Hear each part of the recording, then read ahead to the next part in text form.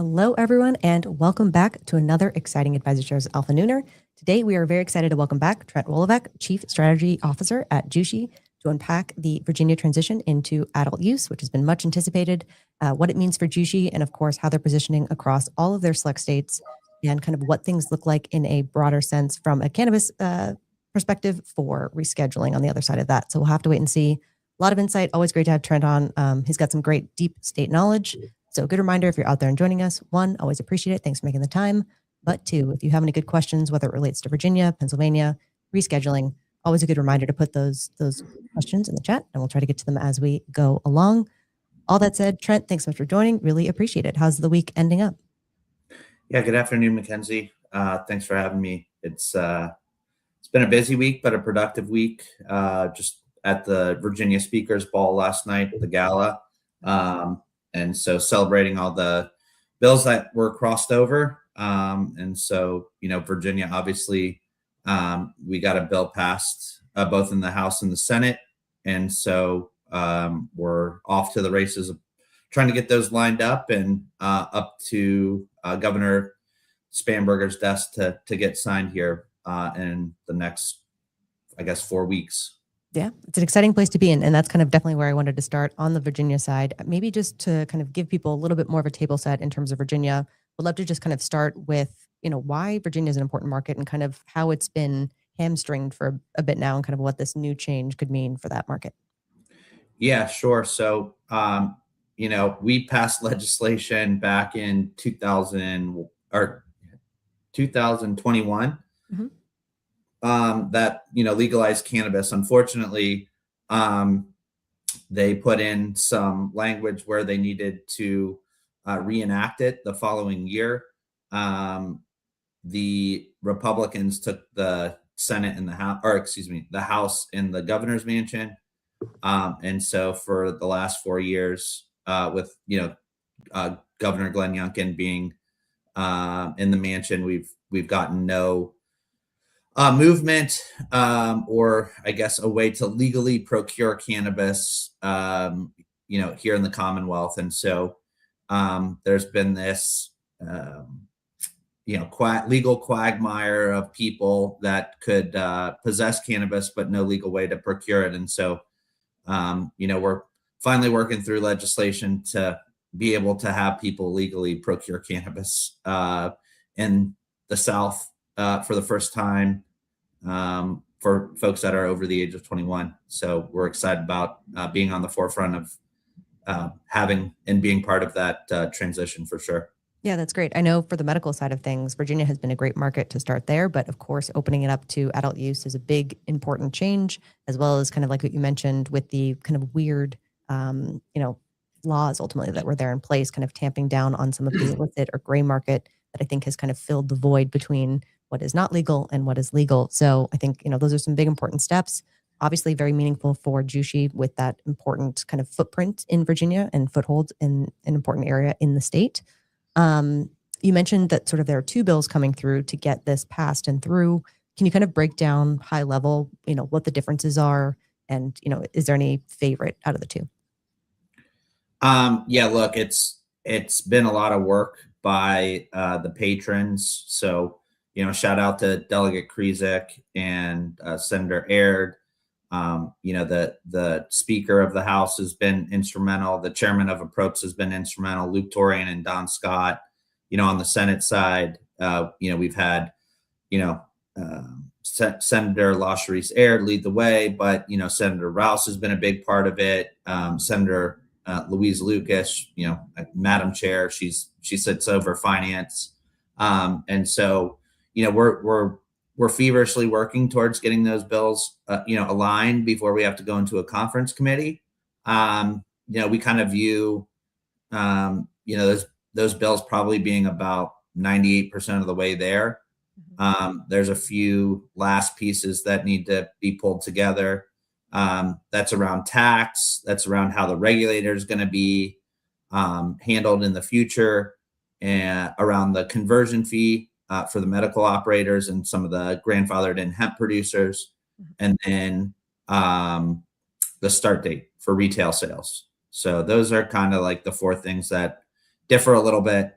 between the two bills. And the good news is we're not, in different galaxies. We're within the same, baseball field, left field, right field, from a negotiation standpoint.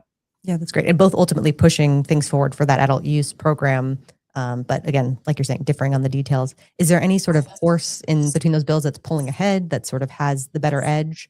Or is it still kind of in a wait and see kind of area right now? Yeah, I mean, I think, this is a bill that, we've passed the last 2 years, has gotten vetoed by the governor the last 2 years. And so we kind of have the general broad strokes, done and dusted. And so I think, like I said, they're pretty much both the same. We'll get to a compromise between the two. And the most important thing is, we stand up a, $2 to $4 billion marketplace here in Virginia. We eradicate the illicit market that has taken a stronghold in every community here within the Commonwealth. And, we start providing public health and safety, product that's age gated, product that's independently third-party tested, product that's labeled correctly. And so that's what's most important. The details will be the details, and we'll get there. But, the medical market, we're kind of running at about 15 million bucks a month right now. So if you do the math, that's about 180, 200 million buck run rate. And so we have a marketplace that's, going to grow, 10x to 20x, over, let's call it the next, 3 to 5 to 7 years. And so we're going to be a small cog in that wheel, but, it's important that we get started as quickly as possible so that we can all work towards the greater good, which is, again, ensuring public health and safety. Yep. Really, really important. And from what I've heard, we have someone in the office who's in Virginia, and they're talking about how taxes on all these different things are getting raised in Virginia. And I'm sure from a state budget perspective, being able to collect taxes on that recreational market, of course, it's also better for people to be able to find access to cannabis if they want it. And if they're over 21 and over, in a safe regulated channel, makes sense. I think the public health kind of perspective is important. And it's great to kind of see these things all come together kind of all at once, which is great. I know you. Yeah, just quick. I mean, it's really quick math too, by the way, on the tax front. It's, a $2 billion to a $4 billion industry at 15%. That's kind of where would be the middle point of the Senate and the House. You're talking, anywhere between, 300 million bucks and 700 million bucks. So, it's not a huge number for a state, but it's definitely plugs a lot of holes. Yeah, a little bit of extra, I think is, I think that makes sense. So in terms of where the kind of process goes after a bill is finalized and all of that, I know there's been a lot of talk about Spanberger and how she is much more friendly to getting something passed and done. I know you've also met her a few times, it seems like. Did you guys ever talk cannabis when you were just kind of chatting? And oh yeah. I mean,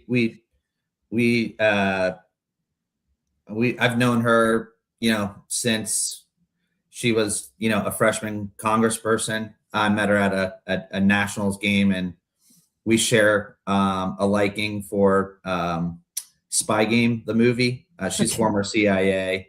And so we that's how I actually started talking to her. To be fully transparent, I didn't even know who she was at the time. And so we've talked about cannabis. We've talked about, the illicit market. She has 3 young girls that, probably range between middle school and high school. And so, she's aware of the smoke shops and the vape shops and, the 2018 Farm Bill and the products that have been produced, through that loophole. And so, public health and safety is a big thing for her. Her father was a police officer. So law enforcement angle, I think is a big deal for her. And then, setting up a program to, help eradicate that illicit market, but also help people that have been disproportionately impacted and or in economically disadvantaged areas across the Commonwealth, to share in that, $2 to $4 billion marketplace is something she wants to do as well. Yeah, that's great. It seems like it's just generally a common sense solution. And I don't think you have to necessarily be a consumer of cannabis to see kind of why it makes sense, why, like you're saying, it is sort of a public health crisis that needs to be cleaned up ultimately. So I guess, once things get through and done, is there any way to like fast track it from her end? What's your expectation in terms of time frame, or is there none that's really kind of available right now? Once it gets through? I think something gets out of the legislature sometime mid-March, and it goes to her desk. She could sign it the next day if she really wanted to, but technically she has 30 days to act on it. She can veto it, which I don't think she's going to do. She could line item veto certain things. I don't think she's going to do that either. Everything that she's kind of indicated she wants to see in a bill is in that piece of legislation or another one. And then she could sign it, or she could just do nothing and it goes into law within 30 days. I personally think she's going to sign it. And so whenever that happens, we then have to wait until July 1st for it to officially become law. And then depending on, whatever the timeline is that the legislation plays out from a cultivation, processing, manufacturing perspective, getting licensure, dual use for us, and getting up and ready and prepped for when we think when we'll know we can start selling through our retail channel. And, as of right now, that's either November 1st or January 1st. But I don't think a date's been settled quite yet.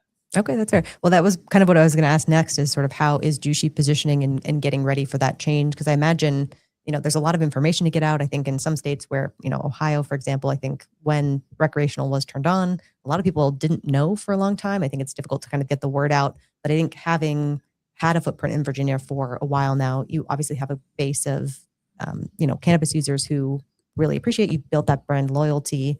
What's sort of the positioning and getting ready, as it seems like it's pretty close? Yeah, look, I think in Virginia, we're going to run into the issue of will we have enough biomass to support the demand that's going to be coming into the market? Sure. Much more so than, say, like in Ohio or some other more recent markets that have flipped from medical to adult use. And so that's what we're going to be really focused on, is making sure we partner with enough folks to ensure we have enough biomass to be able to meet the demand that's coming. That's going to be first and foremost. And then I think this is something that's been festering in Virginia for the better part of 5 years now, 4.5, 5 years. And so I think enough people know it's coming. And then I just think the natural media cycle will come, as well as, again, this being the first state in the South to legalize adult use sales. And I think that'll get picked up and broadcasted far and wide as well. So I think we're going to be lucky with kind of word of mouth and just mainstream media coverage. And then, we can start kicking into, your more traditional rewards program, digital advertising, so on and so forth that, you have to do when you run a normal business. That is true, but that's got to be a huge unlock. So very excited for you and kind of what's ahead there. Interesting point also from Gary. That would be the 25th state. That is true, a halfway point. I think also a meaningful milestone on top of, like you're saying, the first state in the South. Also an interesting question from Gary is, are the police force receptive of Schedule 3 in Virginia? Sounds like yes, but do you have anything to add there? Yeah, look, I think people, again, seeing something at the federal level be done around cannabis, it's been a long time coming. Yeah. And so just that normalization, destigmatizing cannabis when it's done at the federal level is going to be a byproduct of rescheduling getting done. I'm not sure it changes, the stance of law enforcement around the Commonwealth. But I do know they're going to be very relieved when they have a way to tell what's regulated product versus illicit product. And so they're excited about having to, go down that path, work with real businesses, partnership with communities for folks that are doing it right versus, the public nuisance that smoke and vape shops are. Yeah, I think that makes sense. Yeah, I think ultimately, I think also police officers are supposed to ultimately enforce whatever the law is. And I think if that is the case, I think it, like you're saying, makes it clearer in terms of what you're actually enforcing. And yeah, kind of clean up some of the ambiguity that has been in there for a while now. I know we'll talk about it also in terms of rescheduling, but am also curious in terms of how much the tone and kind of normalization that has been brought in just by the executive order being issued itself rather than rescheduling, being fully put into place yet. But I imagine that is also kind of a, makes it easier ultimately to accept it and embrace it for people who maybe still have prohibitionist ideas. But yeah, I imagine it's an easy choice there. Well, then maybe anything else? Sorry.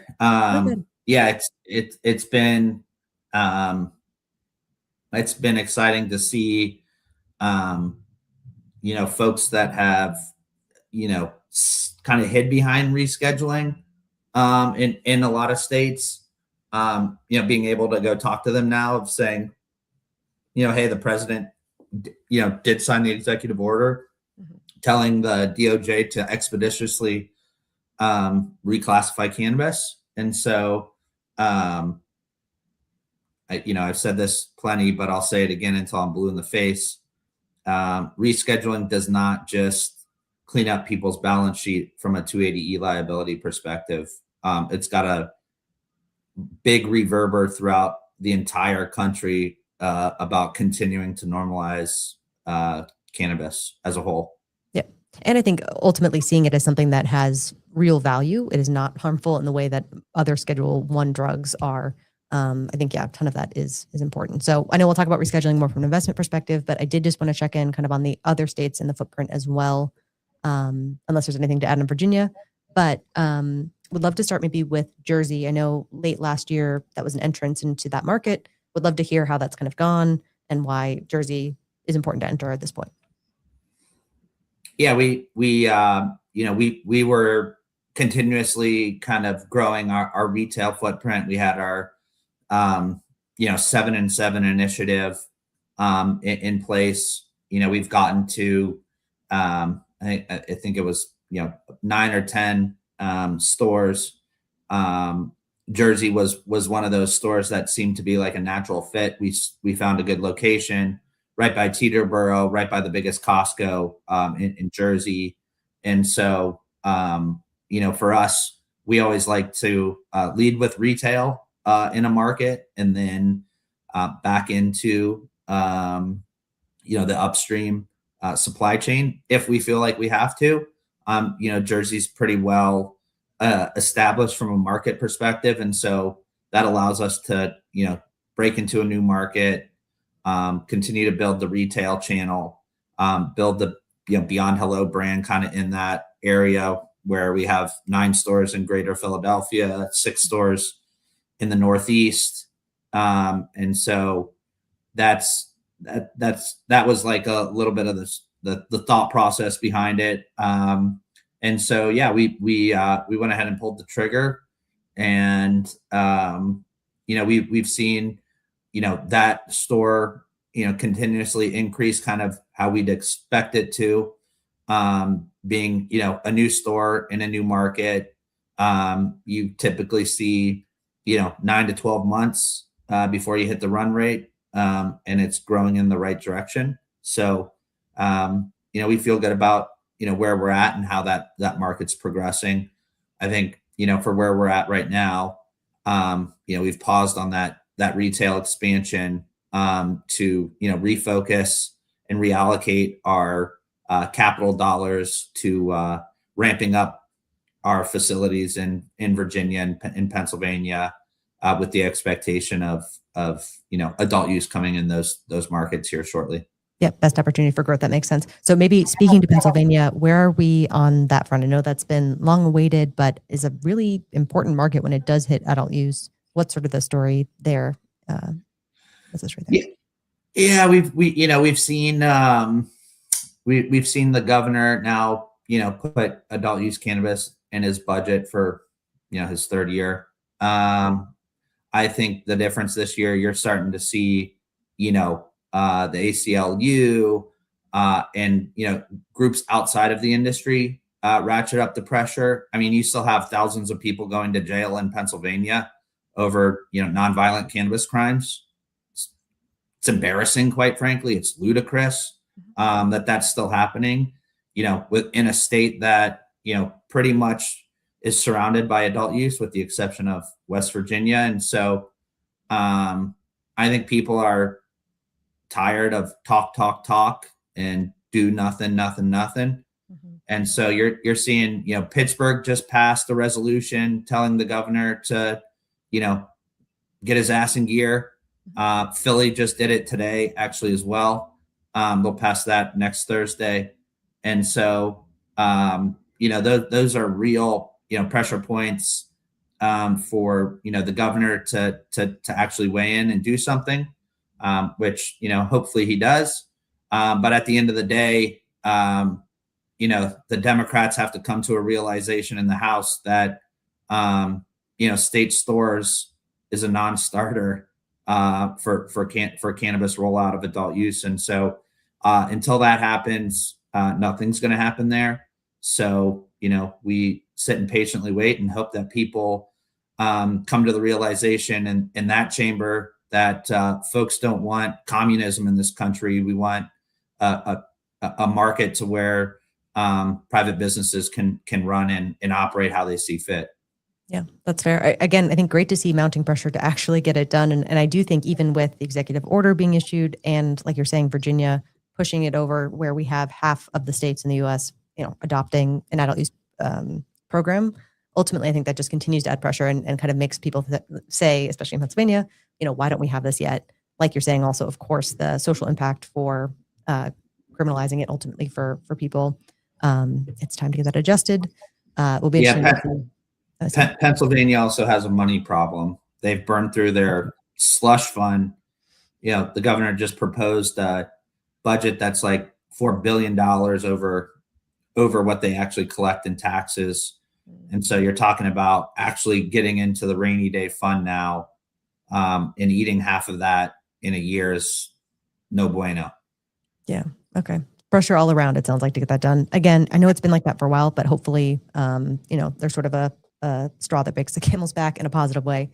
Kind of looking around nearby states, you mentioned Pennsylvania being surrounded by adult use states, with the exception of West Virginia. But I know Ohio has been one that's interesting, has taken off since it launched its adult use program. Anything you can share kind of on that front? Yeah, we've gone from, a small grow, a small processing manufacturing facility and one store, up to, now 7 stores, looking for an 8th, and, expanded our grow by 2.5x, 2.4x, and, continuing to expand our manufacturing products. And so, where we're at in that state is, we only sell through our stores about 20%, just because we don't have the biomass to support anything more. And, for us, we have, a lot of good local partners, and we have a lot of good national partners. In fact, like 60% of our shelf space is made up of, Ohio-based companies, both private and multi-state operators. But it's an interesting market. We've seen good, solid growth. We saw some legislation pass with Senate Bill 56. That's getting challenged. They're trying to put it on the ballot to challenge it. We'll see if that's successful or not. But that would also, eradicate the billion-ish marketplace for intoxicating cannabinoids via the hemp bill loophole. And so I think you see that kick in mid-March, and so you'll see growth there for the marketplace, as well as Michigan. They just updated their taxes, and so we'll see if that flows through over the next couple quarters from a growth perspective, bringing people back into Ohio. But we're excited about that market overall, and it's my home state, so yeah, we better perform there. Pull through. All right, love it. That sounds good. Well, so you mentioned the hemp loophole, and would love to kind of talk about that from a high level. I know it's slated to close ultimately across all states on a federal level. Would love to know, do you see that still happening? I know there's been pushback, and if so, kind of how does it affect things across the states, across the footprints that you kind of have currently? Yeah, I still believe the enforcement occurs in November. When the 365-day shot clock runs out, it's already in law.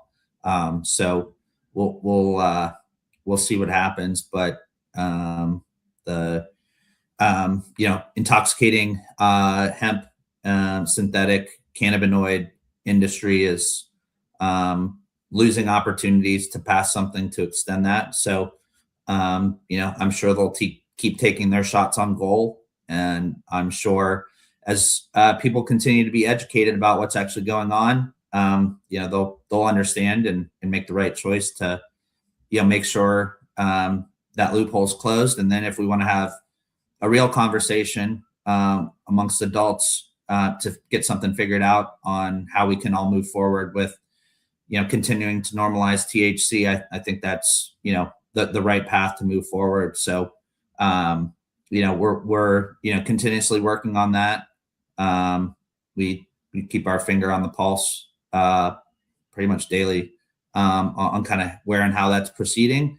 And so, people ask me all the time, well, what do you think it is? Depending on who you ask, the intoxicating synthetic cannabinoid marketplace is, $30 billion. Some people say it's $10 billion. The person who claims is the world's largest cannabinoid distributor claims it's $70 billion. So you never know when something's illicit because you have no seed to sale tracking. So you don't actually know what the real numbers are. Nobody pays taxes. And so not quite sure what that means or how big the opportunity is for coming back into the regulated market. But I'll tell you this, when the National Guard came into Washington, D.C., and they started to crack down on all the illicit stores there. My Arlington store, which is about 3 metro stops from DC, saw 10% growth for 3 weeks straight. And that was a medical market, by the way. And so, people can make their own assumptions. I have my assumption, what I think happens. People have been trained to have direct to consumer products be delivered directly to them. That's what all these guys are doing. And so when that goes away, I think you see people, come back into the state regulated cannabis industry. Yeah, that makes sense. Yeah, it is a curious question in terms of how much of that market can be captured by the regulated industry, but also I guess hard to gauge how big it is at all. So I think that's really interesting. I did want to ask about, just because I'm here in DC and I've seen all these headlines about DC stores that have sort of that gray market have been closing lately. And I was curious if it did have a bump in terms of the Virginia, because you are so close and right near, I think, an Amazon or Whole Foods. So super easy to kind of make a quick trip and grab what you need and go back to DC. But that's great to see, I think, in general. All right. Well, then I wanted to zoom out. Of course, I know so much focus is, I think, while there's a lot going on the state level, and I think there's some positive stories there, I think there's still so much attention and focus on what we see from a federal level. It was great to end the year last year with that executive order actually coming to fruition. I know people are a little bit impatient, which I understand because they want it to happen now in terms of rescheduling being finalized. Would love to get your gauge on kind of where things are from a federal rescheduling perspective and how investors should be kind of looking at it and weighing the timeline?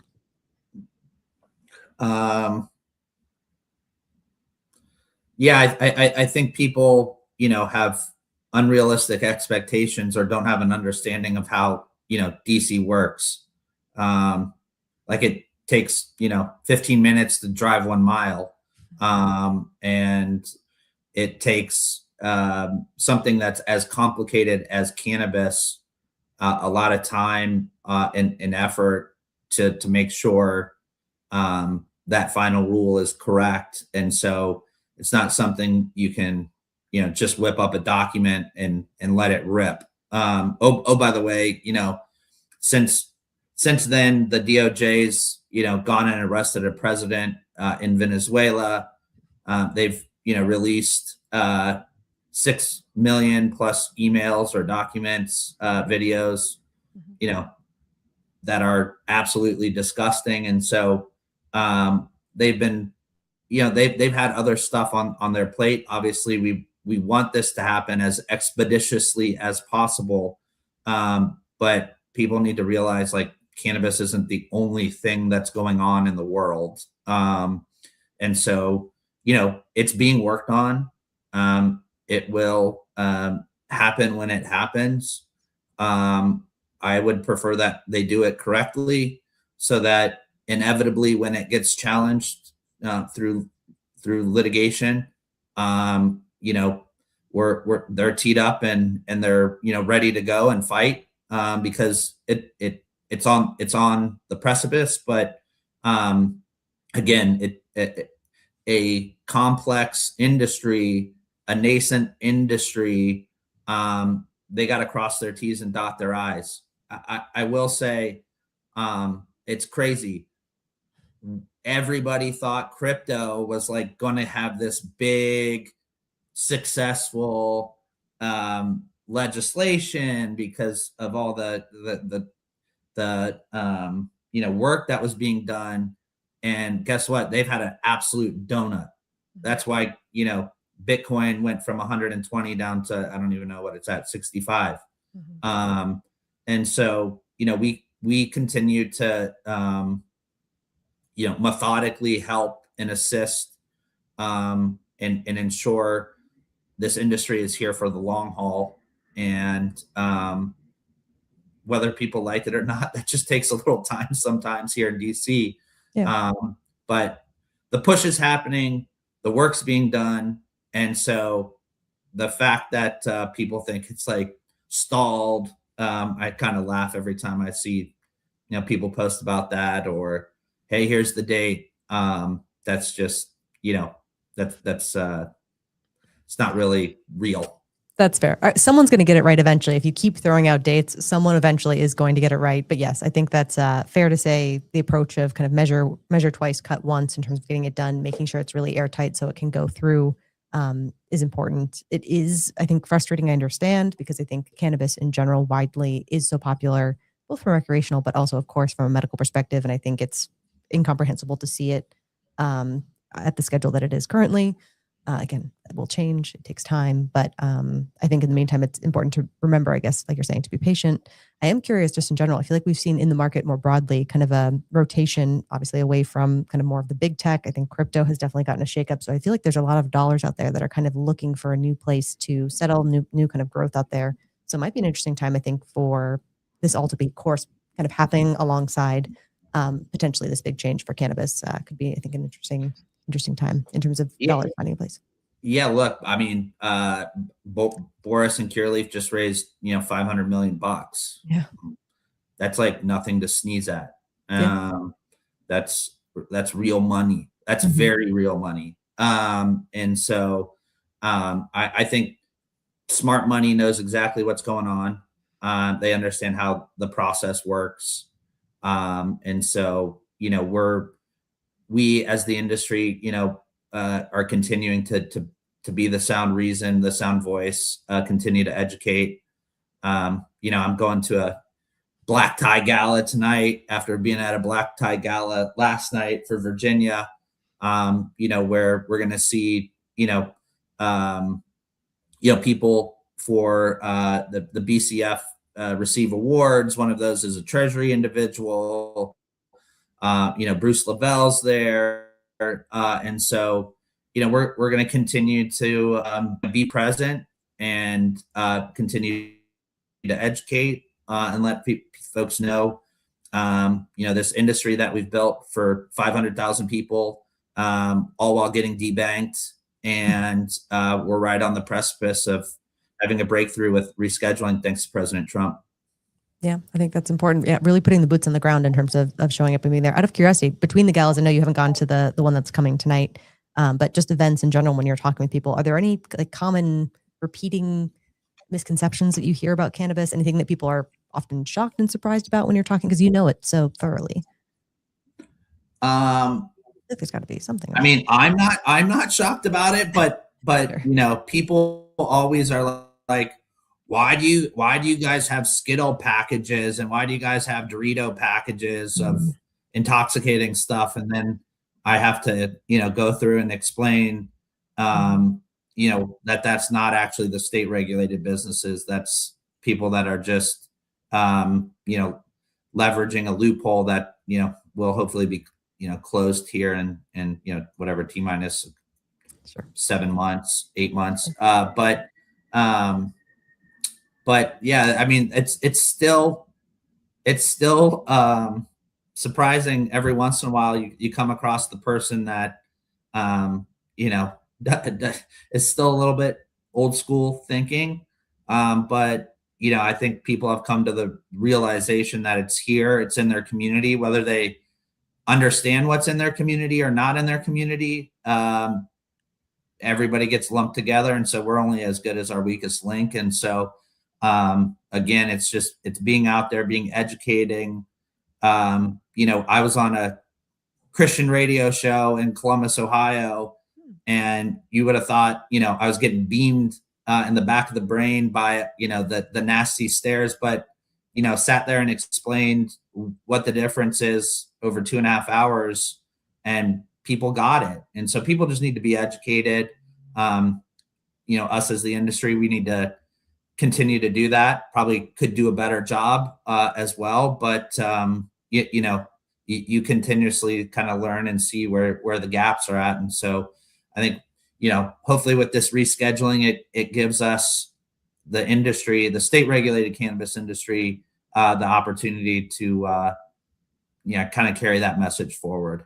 Yeah, that's great. I definitely think being able to set yourself apart from kind of the broader ills of intoxicating hemp or the illicit market is really important, especially as we head into this rescheduling side of things. So you're not getting painted with that brush in terms of media coverage and all of that. Because I know sometimes that does get lumped together because it kind of makes a salacious headline, all of that. But I think, like you're saying, you being out there, doing the work, communicating, and kind of dispelling some of those rumors and myths is important. I think when it comes down to it, I think from a medical perspective, if you do have things that are able to provide relief, comfort, better medical treatment ultimately for people, it seems silly to, just deny yourself that tool for no reason ultimately. So I think we are at a point of change in cannabis, and appreciate all the work that you've done to kind of keep pushing things forward and keep providing that education, including being on here and speaking from more the investor perspective, but all of it's important. So really, really appreciate it. All right. I think that's just about it. But Trent, thanks so much for taking the time. Enjoy the gala as well later tonight. Are you going to be tweeting about it? Any updates from there that people should be following along or staying tuned with? I only tweet about one thing and one thing only. And so no, I'm not a big I'm not a big social media guy. I like to live in the present and enjoy my time and listen to the conversation and be able to respond versus just trying to get a picture so I can look cool on the internet. That's not really my thing, but no, it'll be good. We got 7-8 folks from the industry coming, and so we're going to enjoy our Thursday evening and continue to share and spread the message of what we're doing at the state regulated cannabis level. That's awesome. Again, appreciate the work. So Trent, thanks so much. Really appreciate the time. Everyone who's out there and watching, thanks as well. Really appreciate you being here. A good reminder, of course, you can find more information on Jushi at their website. also on their social account, even if it's not on Trent's specific account. A lot of great information there to follow along. So with all that said, thanks everyone for being here, and we'll catch you tomorrow. Thanks.